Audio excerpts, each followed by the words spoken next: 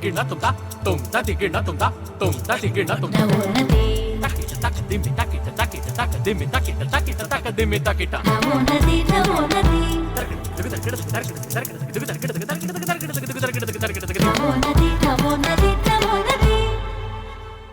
ನಮಸ್ಕಾರ. ನವೋನ್ನತಿಗೆ ಸ್ವಾಗತ. ಹಬ್ಬಗಳು ನಮ್ಮ ಪರಂಪರೆ, ಸಂಸ್ಕೃತಿ ಮತ್ತು ಸಂಪ್ರದಾಯಗಳನ್ನು ಆಚರಿಸಲು ಅಭಿವ್ಯಕ್ತಿಯ ಮಾರ್ಗ ಅನ್ನೋದು ನಮಗೆಲ್ಲರಿಗೂ ಗೊತ್ತು. ಅದ್ರ ಜೊತೆಗೆ ಇದು ನಮ್ಮೆಲ್ಲ ಗೊಂದಲ, ಬೇಸರ, ಅಸಮಾಧಾನಗಳನ್ನು ಬಿಟ್ಟು ಹೊಸದರೆಡೆಗೆ, ಹೊಸ ಚಿಂತನೆಯ ಕಡೆಗೆ ವಾಲುವಂತೆ ಮಾಡುವ ಮಹಾನ್ ಪರ್ವಕಾಲ. ಈ ಸುಸಂದರ್ಭದಲ್ಲಿ ವಿಶೇಷ ಕಾರ್ಯಕ್ರಮ ಸರಣಿ ನವರಾತ್ರಿ ನವೋನ್ನತಿಯನ್ನು ನಿಮ್ಮ ಮುಂದೆ ಪ್ರಸ್ತುತಪಡಿಸಲು ನನಗೆ ತುಂಬ ಖುಷಿಯಾಗ್ತಿದೆ. ನಾನು ನಿಮ್ಮ ಬಡಕಿಲ ಪ್ರದೀಪ್.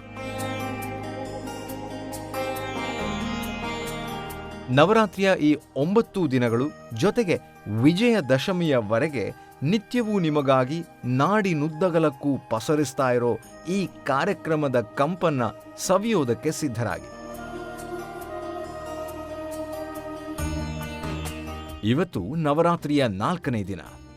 ಮಹಾಲಕ್ಷ್ಮಿಯ ಮೊದಲನೇ ರೂಪ ಕೂಷ್ಮಾಂಡಾ ದೇವಿಯನ್ನು ಆಚರಿಸುವ ದಿನ.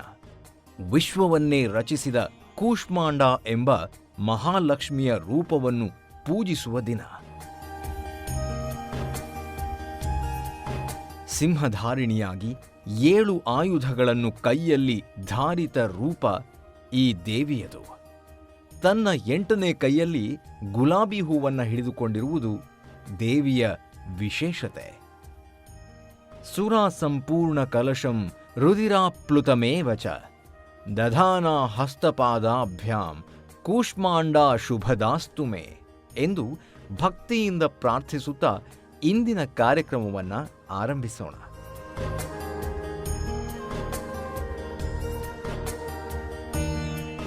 ಅಧ್ಯಾತ್ಮ ಅಂದರೆ ಆತ್ಮದ ಕುರಿತಾದ ಜಿಜ್ಞಾಸೆ ನಿಜ. ಆದರೆ ಇದು ಬದುಕಿನ ಮೂಲ ಸಂಗತಿ. ಅರಿವಿಲ್ಲದೆ ಇದರಲ್ಲಿ ವಿಹರಿಸಿದವರು ಅದೆಷ್ಟೋ. ಆದರೆ ಇದರ ಪ್ರಯಾಣ ತುಂಬ ಸಹಜ.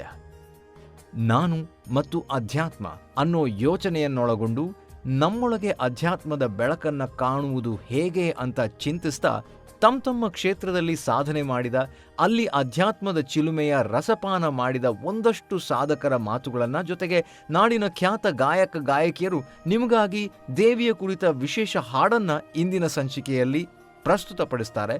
ಜೊತೆಗೆ ಖ್ಯಾತ ಆಯುರ್ವೈದ್ಯರ ಆಯುರ್ವೇದ ರಸಸಾರ, ಸಾಧಕಿಯೊಬ್ಬರ ಸಾಧನೆಗೆ ಚಿತ್ರಣ ಎಲ್ಲವೂ ಈ ನವರಾತ್ರಿ ನವೋನ್ನತಿ ಕಾರ್ಯಕ್ರಮದಲ್ಲಿ ತೆರೆದುಕೊಳ್ಳಲಿದೆ.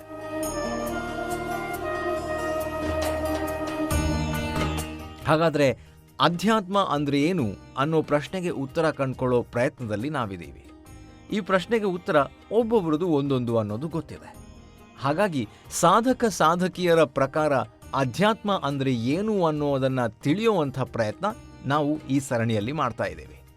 ಅಧ್ಯಾತ್ಮ ಅಂದರೆ ಆನಂದ, ಸಂತೋಷ, ಸಂತೃಪ್ತಿ.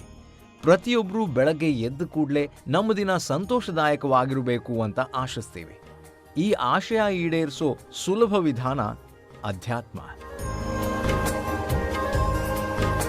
ನಾವು ಮಾಡೋ ಕೆಲಸದಲ್ಲಿಯೇ ಸಂತೃಪ್ತಿಯನ್ನು ಕಂಡುಕೊಂಡು ಸಂತೋಷವಾಗಿ ಮಾಡಿದ್ರೆ ಅದುವೇ ಅಧ್ಯಾತ್ಮ. ಇದು ಜ್ಞಾನ ಸಮೇತವಾದ ಶಕ್ತಿಯಾಗಿರೋದ್ರಿಂದ ಅಧ್ಯಾತ್ಮದಿಂದ ಮೂಲ ಚೈತನ್ಯವನ್ನು ಪಡೆದುಕೊಳ್ಬಹುದು. ಇದೀಗ ಈ ದಿನದ ಮೊದಲ ಕಾರ್ಯಕ್ರಮ. ಇಂದಿನ ಮುಖ್ಯ ಅತಿಥಿಯನ್ನ ಬರಮಾಡಿಕೊಂಡು ಅವರ ಮಾತಿನಲ್ಲಿ ಅಧ್ಯಾತ್ಮದ ಒಂದು ರಸವನ್ನು ನಾವು ಹೇಗೆ ಅವರು ಅನುಭವಿಸ್ತಾರೆ ಅನ್ನೋದನ್ನು ಕೇಳೋಣ. ಇಂದಿನ ಗಣ್ಯರು ಪ್ರಖ್ಯಾತ ಹಾಸ್ಯ ನಟ, ನಿರ್ದೇಶಕ, ಪ್ರಸಿದ್ಧ ರಂಗಕರ್ಮಿ ಹಾಗೂ ಪ್ರಖ್ಯಾತ ನಟನಾ ತಂಡದ ಸಂಸ್ಥಾಪಕರಾದ ಮಂಡ್ಯ ರಮೇಶ್ ಅವರು. ಅಭಿನಯದಿಂದಲೇ ಬದುಕನ್ನು ಕಟ್ಟಿಕೊಂಡ ಇವರಿಗೆ ಅಭಿನಯವೇ ಅಧ್ಯಾತ್ಮ. ಸಿನಿಮಾ ಹಾಗೂ ಕಿರುತೆರೆಗಳಲ್ಲಿ ಸಾಕಷ್ಟು ಬ್ಯುಸಿಯಾಗಿರ್ತಾರೆ ಮಂಡ್ಯ ರಮೇಶ್ ಅವರು. ಕಲಾ ಸಂಘಟಕರು, ರಂಗ ಶಿಕ್ಷಕರು ಕೂಡ ಹೌದು. ಇವರು ನಮ್ಮ ಇಂದಿನ ಸಂಚಿಕೆಯಲ್ಲಿ ಅಭಿನಯದಲ್ಲಿ ಅಧ್ಯಾತ್ಮವನ್ನು ಹೇಗೆ ಕಾಣ್ತಾರೆ ಅನ್ನೋದನ್ನು, ಅದರ ಅಭಿಪ್ರಾಯವನ್ನು, ಅನುಭವಗಳನ್ನು, ಪರಿಕಲ್ಪನೆಗಳನ್ನು ತಮ್ಮ ಮಾತುಗಳಲ್ಲಿ ಪ್ರಸ್ತುತಪಡಿಸ್ತಾರೆ. ಬನ್ನಿ ಅವರ ಮಾತಿನ ಸವಿಯನ್ನು ಸವಿಯೋಣ. ಅಭಿನಯದೊಂದಿಗಿನ ಅಧ್ಯಾತ್ಮದ ಪಯಣದೆಡೆಗೆ ಸಾಗೋಣ. ನನಗೆ ಆ ಉಚ್ಛ್ರಾಯ, ಕ್ಷಿತಿಜದ ತುದಿ, ಶಿಖರದ ತುದಿ, ಶಿಖರಪ್ರಾಯವಾಗಿ ಗಳಿಸಿಕೊಳ್ಳುವ ಒಂದು ವಿಚಿತ್ರವಾದಂಥ ಆನಂದ, ಸಂತೋಷ. ಒಬ್ಬ ಹಾಡುಗಾರ್ತಿಗೆ ಅವಳು ಅತ್ಯಂತ ಸಾಧನೆ ಮಾಡಿ ಮಾಡಿ ಮಾಡಿ ಅಬ್ಬಾ ಎಂತ ಇನ್ನು ಮಿಕ್ಕದವ್ರು ಯಾರಿಗೂ ಅದನ್ನು ಟಚ್ ಮಾಡೋಕ್ಕಾಗ್ತಾ ಅಷ್ಟು ಮೇಲಕ್ಕೆ ಕೊಟ್ಟೋಗಿದ್ದಾಳೆ. ಆ ಥರದೊಂದು ಸ್ಥಿತಿ ನಿರ್ಮಾಣ ಆಗಿದೆ ಏನಾರು ಅಂತಂದ್ರೆ ಆಕೆ ಆಧ್ಯಾತ್ಮನ ಪಡ್ಕೋತಾಳೆ ಅಂತ. ನಾನು ಯಾರು ಈ ಥರದ ಅವ್ರ ಕಾಯಕದಲ್ಲಿ, ಎಲ್ಲ ಕಾಯಕದಲ್ಲೂ ಇದೆ ಇದು. ಪ್ರಪಂಚದಲ್ಲಿ ಯಾರು ಶ್ರಮಪಟ್ಟು ದುಡಿಯುವ ಪ್ರತಿಯೊಂದು ಕೆಲಸದಲ್ಲೂ ರೈತನ ಕೆಲಸ ಮಾಡೋನು. ನೀವು ಇನ್ಫೋಸಿಸ್ ಅಲ್ಲಿ ಇದ್ದಾಗಲೂ ರೈತನ ಕೆಲಸ ಮಾಡೋನು ಅಂತಂದ್ರೆ ಕೃಷಿ ಮಾಡೋದು ಅಂತ ಬೈತಾರೆ. ಅದಕ್ಕೆ ಅವನು ಕಂಪ್ಯೂಟರ್ ಕೃಷಿ ಮಾಡಿದನ್ ಕಣೆ, ಅವನು ಮತ್ತೊಂದಲ್ಲಿ ಕೃಷಿ ಮಾಡಿದನ್ ಕಣೆ, ಅವನು ಹೋಟ್ಲ್ ಇಟ್ಟಿದ್ದಾನೆ, ಏನ್ ಚೆನ್ನಾಗಿ ನಡೆಸ್ತಾನೆ ಅಂತ ಹೋದ್ ಎಲ್ಲಾ ಹೋಟ್ಲುಗಳಲ್ಲೂ ಖುಷಿ ಆಗಲ್ಲ, ಏನ್ ಚೆನ್ನಾಗಿ ಸರ್ವ್ ಮಾಡಿದ್ರು ಗೊತ್ತಾ. ಈ ತರ ಹೋಟ್ಲ್ ಇಟ್ಟು ಅವನು ಆ ಪ್ರತಿಯೊಂದು ಅಡಿಗೆಲುವೆ ತುಂಬಾ ಅದ್ಭುತವಾದಂತ ಅಧ್ಯಾತ್ಮ ಋಷಿಗೆ ಈ ಋಷಿ ಕೆಲಸ ಮಾಡಿರ್ತಾನಲ್ಲ, ಅವನು ಹೋಟ್ಲ್ನಲ್ಲಿ ಯಾವುದೇ ಮೂಲೆಯಲ್ಲಿ ತನ್ನ ಹೋಟ್ಲಲ್ಲಿ ಎಲ್ಲಿ ಉಪ್ಪು ಬಿದ್ದಿದೆ, ಎಷ್ಟು % ಉಪ್ಪು ಬಳಸಬೇಕು, ಬಡಿಸ್ತಾರೋನು ಹೆಂಗಿದ್ದಾನೆ ಅನ್ನೋದನ್ನ ಅರ್ಥ ಮಾಡ್ಕೊಂಡು ಹೋಟ್ಲು ನಡೆಸೋನು ಕೂಡ ಒಂದು ಅಧ್ಯಾತ್ಮ ಇರುತ್ತೆ. ಅದು ಗಾಡಿಯಾಗಿರ್ಬೋದು, ಅದು ದೊಡ್ಡ ಹೋಟ್ಲಾಗ್ಬೋದು, ಅವನು ಎಷ್ಟರ ಮಟ್ಟಿಗೆ ಅದ್ರಲ್ಲಿ ತೊಡಕೊಂಡಿದ್ದಾನೆ. ಮತ್ತು ಸಾಧನೆಯ ಶಿಖರದ ತುದಿಯೇ ಅಧ್ಯಾತ್ಮ ಅಂತ ನನ್ನ ಪ್ರಕಾರ. ನಾನು ಅದನ್ನು ಬಲವಾಗಿ ನಂಬ್ಕೋತೀನಿ ಗೆಳೆಯ. ಇದು ಎಲ್ಲಾ ವೃತ್ತಿಲೂ ಇದೆ. ಅದು ಪೂಜೆಯ ನಂತರ ಸಿಗುತ್ತಲ್ಲ, ಅದು ಎಲ್ಲರೂ ಏನ್ ಅನ್ಕೋತಾರೆ ಅಧ್ಯಾತ್ಮ ಅಂತಂದ್ರೆ ಯೋಗ, ತಪ್ಪಿದ್ರೆ ಪೂಜೆ ಮಾಡೋದು, ಇದು ಮಾತ್ರ ಅಧ್ಯಾತ್ಮ. ಇದು ಪೂಜೆ, ಪ್ರತಿಯೊಂದು ಕಾಯಕ್ಕೂ ಪೂಜೆಯೇ. ಅಲ್ಲಿ ಆ ಮಾಮೂಲಿ ಪೂಜೆಯಲ್ಲಿ ಕೂಡ ಅಲ್ಲಿಗೆ ರೀಚ್ ಆಗಕ್ಕೆ ಸಾಧ್ಯವೇ ಇಲ್ಲ. ಮನಸ್ಸು ಡೈವರ್ಟ್ ಆಗ್ತಾ ಇರುತ್ತೆ, ಡಿಸ್ಟರ್ಬ್ ಆಗ್ತಾ ಇರುತ್ತೆ. ಆದ್ರೆ ಅದನ್ನೆಲ್ಲ ಬಿಟ್ಟು ಅದಕ್ಕೆ ತುಂಬಾ ವರ್ಷಗಳ ನಂತರ ಒಬ್ಬ ನಟ ಬಿಟ್ಕೋತಾನೆ. ನಟ ಯಾರು 15-16 ವರ್ಷದ ಹುಡುಗ, ಯಾವುದೋ ಒಂದು 3 ವರ್ಷ 4 ವರ್ಷದ ಮಗು ಚೆನ್ನಾಗಿ ಆಕ್ಟ್ ಮಾಡ್ತಂದ್ರೆ ಚೆನ್ನಾಗಿ ಮಾಡ್ತಾ ಹೌದು. ಆದ್ರೆ ಅವಳು ಯಾವ ಅಭಿನಯ ತೋರಿಸ್ಬೋದು, ಲವಲೋಕಿಯದು, ಚೆನ್ನಾಗಿ ಮಾತಾಡೋದು ಎಲ್ಲ ತೋರಿಸ್ಬೋದು, ಎಲ್ಲ ಹಾಡ್ಬೋದು, ಮಕ್ಕಳು ಪಲ್ಟಿ ಹೊಡಿಬೋದು, ಮತ್ತೊಂದೇನೋ ಮಾಡ್ಬೋದು, ಎಲ್ಲ ತೋರಿಸ್ತಾ ಇರ್ತಾಳೆ. ಆದ್ರೆ ಆ ಹೆಣ್ಣಿಗೆ ನಾವು ತುಂಬಾ ಅದ್ಭುತವಾದ ನಟಿಗೆ ಯಾವಾಗಲೂ ಒಂದು ಟಾಸ್ಕ್ ಕೊಡ್ತಾ ಇರ್ತೀವಿ. ಈ ಭೂಮಿ ಮೇಲೆ ಒಬ್ಬ ನಟಿ, ಅವಳಿಗೆ ಒಂದು 60 ವರ್ಷ ಆಗಿದೆ ಅಂತಂದ್ರೆ ಅವಳು 16 ವರ್ಷದ ಪಾತ್ರವನ್ನ ಮಾಡ್ತಾ, 16 ವರ್ಷದ ಎಳೆ ಯೌವನದ ಹುಡುಗಿಯ ಪಾತ್ರವನ್ನು ಮಾಡ್ತಾ ಷೋಡಶಿಯಾಗಿ, ಮತ್ತೆ ಅವಳು ಮದುವೆ ಆದಾಗ ಅವಳು ಗೃಹಸ್ಥಾಶ್ರಮದಲ್ಲಿ ಅವಳು ಹೆಂಗ್ ನಡ್ಕೊಂಡು ಏನೇನಾಯ್ತು, ಅವಳ ಹೆರಿಗೆ ನೋವನ್ನು ಅನುಭವಿಸಕ್ಕೆ ಆಕ್ಟ್ ಮಾಡಕ್ಕೆ ಒಂದು ಅನುಭವ ಬೇಕಲ್ಲ, ಜೀವನಾನುಭವ, ಅದನ್ನ ದಕ್ಕಿಸ್ಕೊಳ್ಳಕ್ಕೆ ಏನೇನಾಯ್ತು, ಆಮೇಲೆ ಆ ಮಕ್ಕಳುಗಳು ಅವಳಿಗೆ ತಿರುಗಿ ಬಿದ್ದಾಗ ಅವಳು ಏನ್ ತೊಂದರೆ ಅನುಭವಿಸ್ಬೋದು, ಮತ್ತೆ ವಾಪಸ್ಸು ಅವಳ ಮೊಮ್ಮಗಳು ಅವಳು ಬಾಣಂತನ ಹೆಂಗ್ ಮಾಡಿದ್ಲು, ಆ ತುದಿಗೆ ಹೋಗಿ ಸಂತೋಷ ಎಲ್ಲ ಮಾಡ್ಕೊಂಡು ಮತ್ತೆ ಅವಳ ಇವಿಷ್ಟು ಅವಳು ಆಕ್ಟ್ ಮಾಡಿ ಕಡೆಗೆ ಶಾಕುಂತಲೆಗಿದ್ದಂಗೆ 16 ತರುಣಿ ಭರತನ ತಾಯಿಯಾಗಿ ಮತ್ತೆ ಅವಳ ಅಜ್ಜಿಯಾಗಿ ಕಾಡಿನಲ್ಲಿ ಅನುಭವಿಸಿದಂತ ಯಾತನೆ, ತುದಿಗೆ ಹೋಗೋದು, ಗಂಡಿನಿಂದಲೇ ತಿರಸ್ಕೃತರಾಗುವುದು. 3-4-5 ಶಾಕುಂತಲೆಯರು ಒಂದೇ ನಾಟಕದಲ್ಲಿ ಬರ್ತಾರೆ. ಅವ್ರ ಬೇರೆ ಬೇರೆ ಸ್ಟೇಜಸ್ ನ ತೋರಿಸಿ ತುದಿಗೆ ಹೋಗ್ತಾರಲ್ಲ, ಅವ ಅದ್ಭುತ ಅನ್ನೋಂಗ್ ಮಾಡ್ತಾರಲ್ಲ, ಆ ನೋವಿನ ಪರಾಕಾಷ್ಠತೆ ಆಗ್ಲಿ, ಸಂತೋಷದ ಉತ್ತುಂಗ ಆಗ್ಲಿ, ಇವನ್ನೆಲ್ಲ ತೋರಿಸೋ ಪ್ರಯತ್ನ ಮಾಡ್ತಾರಲ್ಲ, ಅದು ಆಧ್ಯಾತ್ಮನೇ, ಅದು ಆಧ್ಯಾತ್ಮದ ಸ್ಥಿತಿ. ಇದು ನಟಿ ಉದಾಹರಣೆ ಇಟ್ಕೊಂಡು ನಾನು ನಿಮ್ಗೆ ಹೇಳಿದೆ, ಯಾಕಂದ್ರೆ ಅಭಿನಯದ ವಿಷಯಕ್ಕೆ ಮುಂದೆ ನಾವು ಹೋಗೋದ್ರಿಂದ. ಆದ್ರೆ ಇದು ನನಗೆ ಗೊತ್ತಿರೋ ಹಾಗೆ ಇದು ಅಧ್ಯಾತ್ಮ ಅಂತ. ಪ್ರಪಂಚದ ಯಾವುದೇ ಮೂಲೆಯಲ್ಲಿರುವ ಒಬ್ಬ ನಟನಿಗೆ ಅವನು ನಟಿಸುವಾಗ ಅದ್ಭುತವಾದಂತ ಒಂದು ಆನಂದ ಸಿಗ್ತದೆ. ಅದು ತುಂಬಾ ಒಳ್ಳೆ ನಟ ಆದ್ರೆ, ಮತ್ತು ತನ್ನನ್ನು ತಾನು ಸದಾ ಅವನ ಆತ್ಮಾವಲೋಕನ ಮಾಡಿಕೊಳ್ಳುವ, ತನ್ನ ಅಂತರಾಳವನ್ನು ತಾನೇ ಕೆದಿಕೊಳ್ಳುವ, ತಾನಲ್ಲದ ಇನ್ನೊಂದೇನೋ ಆಗ್ಬೇಕಾದಾಗ ಸಿಗುವ ಹುಡುಕಾಟದ ಪರಾಕಾಷ್ಠತೆಗೆ ಹೋದಾಗ ಸಿಗುವ ಸಂತೋಷವಾಗಿದೆಯಲ್ಲ, ಅದನ್ನ ಪ್ರತಿಯೊಬ್ಬ ಒಳ್ಳೆಯ ನಟಗಳು ಅನುಭವಿಸ್ತಾರೆ. ಹಾಗೆ ನೋಡಿದರೆ ನಾನಿನ್ನೂ ಹೋರಾಟದಲ್ಲಿದ್ದೇನೆ. ಜನ ಎಲ್ಲ ಪ್ರೀತಿ ಮಾಡ್ತಾರೆ, ನನ್ನ ಪಿಕ್ಚರ್ಗಳು ನೋಡ್ತಾರೆ, ಸೀರಿಯಲ್ ನೋಡ್ತಾರೆ, ನಂದು ಯಾವ್ದೋ ಮಜಾಟ ಕಿಸ್ ನೋಡ್ತಾರೆ, ಅದೆಲ್ಲ ಏನೇನೋ ಮಾಡಿರ್ಬೋದು, ಎಲ್ಲ ನೋಡ್ತಾರೆ, ಸಿಕ್ಕವರೆಲ್ಲ ಬಾಜಿ ತಬ್ಗೋತಾರೆ, ತುಂಬಾ ಸಂತೋಷ ಪಡ್ತಾರೆ. ಸೆಲ್ಫಿಗಳಿಗೆ ಲೆಕ್ಕ ಇಲ್ಲ, ಆಟೋಗ್ರಾಫ್ ಎಲ್ಲ ಲೆಕ್ಕ ಇಲ್ಲ.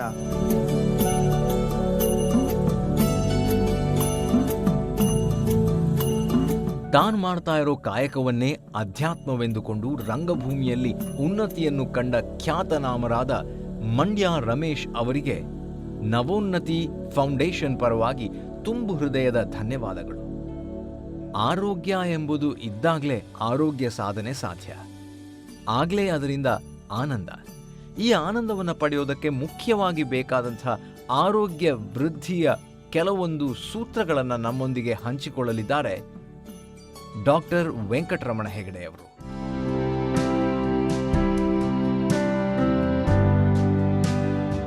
ಆತ್ಮೀಯ ಕೇಳುಗರಿಗೆ ಸಿರಸಿಯ ನಿಸರ್ಗ ಮನೆಯ ಡಾಕ್ಟರ್ ವೆಂಕಟರಮಣ ಹೆಗಡೆ ಮಾಡುವ ನಮಸ್ಕಾರಗಳು. ಇವತ್ತಿನ ಸಂಚಿಕೆಯಲ್ಲಿ ನಾನು 4 ಅಂದರೆ ಏನು ಅನ್ನೋದನ್ನು ಹೇಳ್ಕೊಡ್ತೇನೆ. 642211 ಅನ್ನುವಂಥದ್ದು ನನ್ನ ಸೂತ್ರ. 4 ಅಂದರೆ ಪ್ರತಿದಿನ 3-4 ಲೀಟರ್ಗಷ್ಟು ನೀರನ್ನು ಕುಡಿಯಬೇಕು. ನೀರು ಸಾರ್ವತ್ರಿಕ ದ್ರಾವಕ. ಇದು ವಿಷವಸ್ತುಗಳನ್ನು ತನ್ನಲ್ಲಿ ಕರಗಿಸ್ಕೊಂಡು ಮಲದ ಮೂಲಕ, ಮೂತ್ರದ ಮೂಲಕ, ಬೆವರಿನ ಮೂಲಕ, ಉಸಿರಾಟದ ಮೂಲಕ ವಿಷವಸ್ತುಗಳನ್ನು ಹೊರಗೆ ಹಾಕುತ್ತೆ. ಹಾಗಾಗಿ ಬೆಳಗ್ಗೆ ಎದ್ದು ಕೂಡಲೇ ಒಂದು ತಮ್ಗೆ ನೀರು ಕುಡಿಯೋದು ಒಳ್ಳೆ ಹವ್ಯಾಸ, ಉಷಾಪಾನ ಅಂಥೇಳಿ. ಬೆಳಗ್ಗೆ ಎದ್ದು ಕೂಡಲೇ ಒಂದು ತಮ್ಗೆ ನೀರು ಕುಡಿಯೋದ್ರಿಂದಾಗಿ ಹೊಟ್ಟೆಗೆ ಹೋದಂಥ ನೀರು ಕರುಳಿಗೆ ಒಂದು ಸಂದೇಶವನ್ನು ಕಳಿಸುತ್ತೆ, ಮೇಲ್ಗಡೆ ಏನೋ ಬಂದಿದೆ, ಕೆಳಗಡೆ ಇದನ್ನು ಹೊರಗೆ ಹಾಕು ಅಂಥೇಳಿ. ಬೆಳಗ್ಗೆ ಎದ್ದು ಟಾಯ್ಲೆಟಿಗೆ ಹೋಗ್ಲಿಕ್ಕೆ ಅನುಕೂಲ ಆಗುತ್ತೆ. ಹಾಗೆಯೇ ಊಟಕ್ಕೆ ಕೂತಾಗ ಊಟದ ಜೊತೆ ಜಾಸ್ತಿ ನೀರು ಕುಡಿಬಾರದು. ಊಟದ ಅರ್ಧ ಗಂಟೆ ಮುಂಚೆ ಹಾಗೂ ಅರ್ಧ ಗಂಟೆಯ ನಂತರ ಯಥೇಚ್ಛವಾಗಿ ನೀರನ್ನು ಕುಡಿಯಬಹುದು.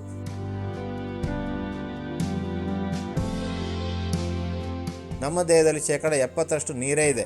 ನೀರು ಕಡಿಮೆ ಕುಡಿಯೋದ್ರಿಂದ ಮೂತ್ರ ಮಾಡೋ ಗುರಿಯಾಗುವಂಥದ್ದು, ಎಸಿಡಿಟಿ ಆಗುವಂಥದ್ದು, ಮಲಬದ್ಧತೆ ಆಗುವಂಥದ್ದು, ಮೂಲವ್ಯಾಧಿ, ತಲೆನೋವು, ಹೀಗೆ ಅನೇಕ ಕಾಯಿಲೆಗಳು ಬರುತ್ತೆ. ಹಾಗಾಗಿ ನಾವು ಕನಿಷ್ಠ 3ರಿಂದ 4 ಲೀಟರ್ಗಳಷ್ಟು ನೀರನ್ನು ಕುಡಿಯೋದ್ರಿಂದಾಗಿ ಅರ್ಧದಷ್ಟು ಕಾಯಿಲೆಗಳನ್ನು ಕಡಿಮೆ ಮಾಡ್ಕೊಳ್ಬೋದು, ಅರ್ಧದಷ್ಟು ಕಾಯಿಲೆಗಳು ಬರದೇ ಇದ್ದಾಗೆ ನಿಯಂತ್ರಿಸಬಹುದು. ಹಾಗಾಗಿ ತಾವೆಲ್ಲರೂ ಕೂಡ ಈ ಒಂದು ಸರಳ ಸೂತ್ರವನ್ನು ಪಾಲಿಸಬೇಕು ಅಂತ ನಾನು ವಿನಂತಿ ಮಾಡಿಕೊಳ್ತಾ ಇದ್ದೇನೆ. ಹಾಗೆಯೇ ಫ್ರೀ ಆನ್ಲೈನ್ ಕನ್ಸಲ್ಟೇಷನ್ ನಮ್ಮ ನಿಸರ್ಗಮನೆ ವೈದ್ಯರು ನಡೆಸ್ತಾ ಇದ್ದಾರೆ. ಫ್ರೀ ಆನ್ಲೈನ್ ಕನ್ಸಲ್ಟೇಷನ್ಗೆ ತಾವು 9448729434 ಈ ನಂಬರಿಗೆ ಒಂದು ಮಿಸ್ಡ್ ಕಾಲ್ ಕೊಟ್ಟರೆ ಸಾಕು. 1-2 ದಿವಸ ನಮ್ಮ ವೈದ್ಯರು ತಮ್ಮೊಂದಿಗೆ ಮಾತನಾಡ್ತಾರೆ. ತಮಗೆ ಅವಶ್ಯಕತೆ ಇರುವಂಥ ಔಷಧಿಗಳನ್ನು ತಮ್ಮ ಮನೆಗೆ ಕಳಿಸ್ಕೊಡುವಂತಹ ವ್ಯವಸ್ಥೆ ಇದೆ ಅಂತ ಹೇಳ್ತಾ ಮುಂದಿನ ಸಂಚಿಕೆಯಲ್ಲಿ 22 ಅಂದರೆ ಏನು ಅಂತ ತಿಳ್ಕೊಳ್ಳೋಣ.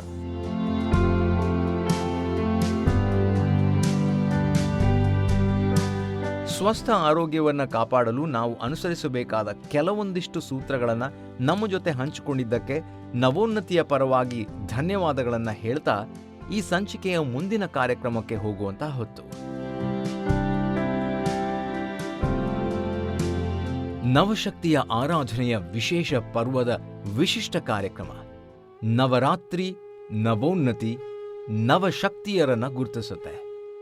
ನವರಾತ್ರಿಯ 4ನೇ ದಿನವಾದ ಇಂದು ನಾವು ರಂಗಭೂಮಿ ಕ್ಷೇತ್ರದಲ್ಲಿ ಸಾಧನೆ ಮಾಡಿದ ರಂಗಕರ್ಮಿ ಎನ್ ಮಂಗಳ ಅವರನ್ನು ಪರಿಚಯಿಸ್ತಾ ಇದ್ದೇವೆ. ದುನಿಯಾ ಸಿನಿಮಾದ ಮೂಲಕ ಚಿರಪರಿಚಿತರಾಗಿರೋ ಎನ್ ಮಂಗಳ ಅವರ ಬಗ್ಗೆ ನಮ್ಮಲ್ಲಿ ಹಲವರಿಗೆ ಗೊತ್ತಿಲ್ಲ. ನಾವೆಲ್ಲರೂ ಸಂಚಾರಿ ಥಿಯೇಟರ್ ಬಗ್ಗೆ ಕೇಳಿರ್ತೀವಿ, ಆದರೆ ಸಂಚಾರಿ ಥಿಯೇಟರನ್ನು ಆರಂಭಿಸಿದವರ ಬಗ್ಗೆ ನಮಗೆ ಯಾರಿಗೂ ಜಾಸ್ತಿ ಗೊತ್ತಿಲ್ಲ. ಇದನ್ನು ಆರಂಭಿಸಿದವರು ಮತ್ಯಾರೂ ಅಲ್ಲ, ಎನ್ ಮಂಗಳ ಅವರು.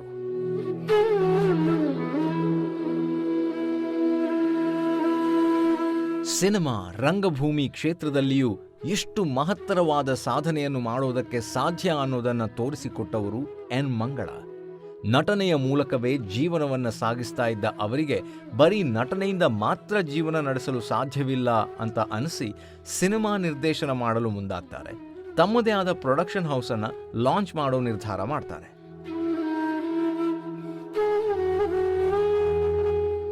ನಾಟಕ ಅಂದರೆ ಸಂಚಾರಿ ಭಾವ ಅನ್ನೋ ಮಾತನ್ನು ಹೇಳ್ತಾ ಇದ್ದ BV ಕಾರಂತರಿಂದ ಪ್ರಭಾವಿತಗೊಂಡ ಎನ್ ಮಂಗಳ ಅವರು ಸಂಚಾರಿ ಥಿಯೇಟರನ್ನು ಸ್ಥಾಪಿಸ್ತಾರೆ. ನಾಟಕಗಳ ಅಭ್ಯಾಸಕ್ಕೆ ಕೊರತೆ ಇರುವಾಗ ತಮ್ಮ ಮನೆಯ ನೆಲಮಾಳಿಗೆ, ಸಂಬಂಧಿಕರ ಮನೆ, ನ್ಯಾಷನಲ್ ಕಾಲೇಜ್ ಆಡಿಟೋರಿಯಂಗಳನ್ನು ಆರಿಸ್ಕೊಳ್ತಾರೆ. ತಮ್ಮ ಸತತ ಪರಿಶ್ರಮದಿಂದ ನಾಟಕದ ತಂಡವೊಂದನ್ನು ಕಟ್ಟಿಕೊಂಡು ಸಕ್ಸಸ್ಫುಲ್ ಆಗಿ ಸಂಚಾರಿ ಥಿಯೇಟರನ್ನು ಮುಂದುವರಿಸ್ಕೊಂಡು ಹೋಗ್ತಾರೆ. ಹಲವಾರು ಎಕ್ಸ್ಪೆರಿಮೆಂಟಲ್ ನಾಟಕಗಳನ್ನು ಪ್ರೊಡ್ಯೂಸ್ ಮಾಡಿ ಅದರಲ್ಲಿಯೂ ಯಶಸ್ಸು ಕಾಣ್ತಾರೆ. ರಂಗಭೂಮಿಯಲ್ಲಿ ಹಲವು ಪ್ರಯೋಗಗಳನ್ನು ಮಾಡಿದ ಹೆಗ್ಗಳಿಕೆ ಕೂಡ ಅವ್ರಿಗೆ ಇದೆ. ಅದಲ್ಲದೆ ಸಂಚಾರಿ ಥಿಯೇಟರ್ ರಂಗಭೂಮಿಯ ವಿವಿಧ ತರಗತಿಗಳಿಗೆ ಹೆಸರುವಾಸಿ.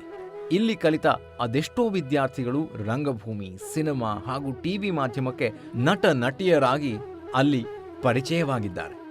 ಇದೆಲ್ಲವೂ ಎನ್ ಮಂಗಳ ಅವರ ಸಾಧನೆಗೆ ಹಿಡಿದ ಕನ್ನಡಿ.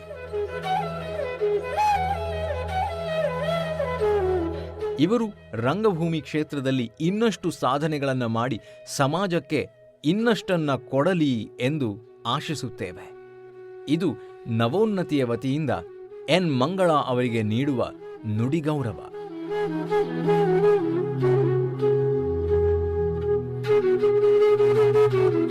ಇದೀಗ ವಿವಿಧ ರೂಪದಲ್ಲಿ, ವಿವಿಧ ರೀತಿಯಲ್ಲಿ ದೇವಿಯನ್ನು ಆರಾಧಿಸುವ ಹಬ್ಬ ನವರಾತ್ರಿಯ ಸಂದರ್ಭದಲ್ಲಿ ತಮ್ಮ ಗಾನ ಸುಧೆಯ ಮೂಲಕ ದೇವಿಯನ್ನು ಸ್ತುತಿಸಲಿದ್ದಾರೆ ಖ್ಯಾತ ಹಿನ್ನೆಲೆ ಗಾಯಕಿ, Filmfare award winner Shamita Malnad ಅವರು. ಬನ್ನಿ ಈ ಭಕ್ತಿಗೀತೆಯನ್ನು ಕೇಳಿ ದೇವಿಯ ಕೃಪೆಗೆ ಪಾತ್ರರಾಗೋಣ.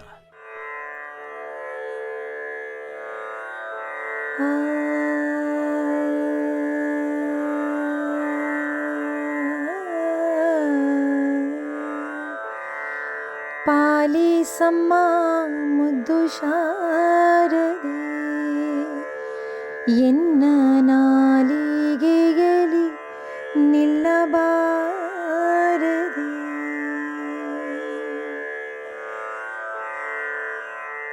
ಪಾಲಿಸಮ್ಮ ಮುದ್ದು ಶಾರದೆ ಎನ್ನ ನಾಲಿಗೆಯಲ್ಲಿ ನಿಲ್ಲಬಾರದೆ. ಲೋಲಾಲೋಚನೆ ತಾಯಿ ನಿರತ ನಂಬಿದೆ ನಿನ್ನ, ಲೋಲಾಲೋಚನೆ ತಾಯಿ ನಿರತ ನಂಬಿದೆ ನಿನ್ನ. ಪಾಲಿಸಮ್ಮ ಮುದ್ದು ಶಾರದೆ ಎನ್ನ ನಾಲಿಗೆಯಲ್ಲಿ ನಿಲ್ಲಬಾರದೆ. ಶೃಂಗೇರಿಪುರ ನಿಲಯವಾಸಿನಿ ದೇವಿ ಸಂಗೀತ ಗಾನ ವಿಲಾಸಿನಿ.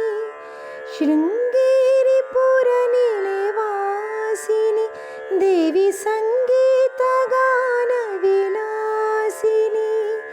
ಭೃಂಗಾ ಕುಂತಳೆ ತಾಯಿ ಬಳಿರೆ ಬ್ರಹ್ಮನ ರಾಣಿ, ಭೃಂಗಾ ಕುಂತಳೆ ತಾಯಿ ಬಳಿರೆ ಬ್ರಹ್ಮನ ರಾಣಿ. ಪಾಲಿಸಮ್ಮ ಮುದ್ದು ಶಾರದೆ ಅಕ್ಷರಾಕ್ಷರ ವಿವೇಕವ ನಿನ್ನ ಕುಕ್ಷಿಯೊಳಿರೇಳು ಲೋಕವ. ಅಕ್ಷರಾಕ್ಷರ ವಿವೇಕವ ನಿನ್ನ ಕುಕ್ಷಿಯೊಳಿರೇಳು ಲೋಕವ. ಸಾಕ್ಷಾತ್ ರೂಪದಿಂದ ಒಲಿದು ರಕ್ಷಿಸು ತಾಯಿ, ಸಾಕ್ಷಾತ್ ರೂಪದಿಂದ ಒಲಿದು ರಕ್ಷಿಸು ತಾಯಿ. ಪಾಲಿಸಮ್ಮ ಮುದ್ದು ಶಾರದೆ ಎನ್ನ ನಾಲಿಗೆಯಲ್ಲಿ ನಿಲ್ಲಬಾರದೆ. ಲೋಲಾಲೋಚನೆ ತಾಯಿ ನಿರತ ನಂಬಿದೆ ನಿನ್ನ, ಲೋಲಾಲೋಚನೆ ತಾಯಿ ನಿರತ ನಂಬಿದೆ ನಿನ್ನ. ಪಾಲಿಸಮ್ಮ ಮುದ್ದು ಶಾರದೆ, ಮುದ್ದು ಶಾರದೆ, ಮುದ್ದು ಶಾರದೆ.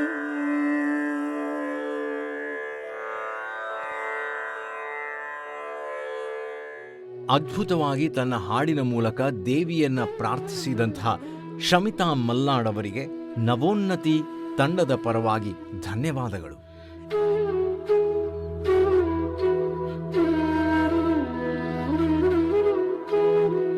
ಇಂದಿನ ಕಾರ್ಯಕ್ರಮಕ್ಕೆ ಇಲ್ಲಿಯೇ ಪೂರ್ಣ ವಿರಾಮ ಇಡ್ತಾ ಇದ್ದೀನಿ.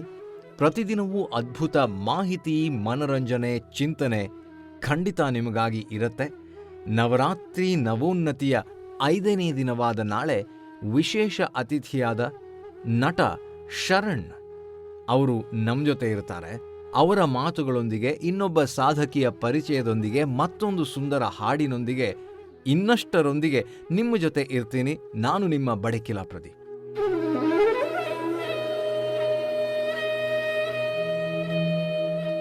ನಮಗೆಲ್ರಿಗೂ ವಿದ್ಯಾ, ಬುದ್ಧಿ, ಆಯುಷ್ಯ, ಆರೋಗ್ಯ, ಸಂಪತ್ತನ್ನು ಕರುಣಿಸಲಿ ಆ ತಾಯಿ ಎಂದು ಆ ದೇವಿ ಸ್ವರೂಪವಾದ ಕೂಷ್ಮಾಂಡ ದೇವಿಯಲ್ಲಿ ಪ್ರಾರ್ಥಿಸುತ್ತಾ ಇಲ್ಲಿಯವರೆಗೆ ಈ ಕಾರ್ಯಕ್ರಮವನ್ನು ಕೇಳಿದ ನಿಮ್ಮೆಲ್ಲರಿಗೂ ಧನ್ಯವಾದಗಳು.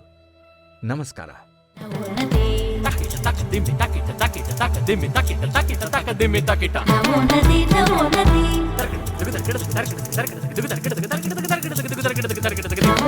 ನವೋನ್ನತಿ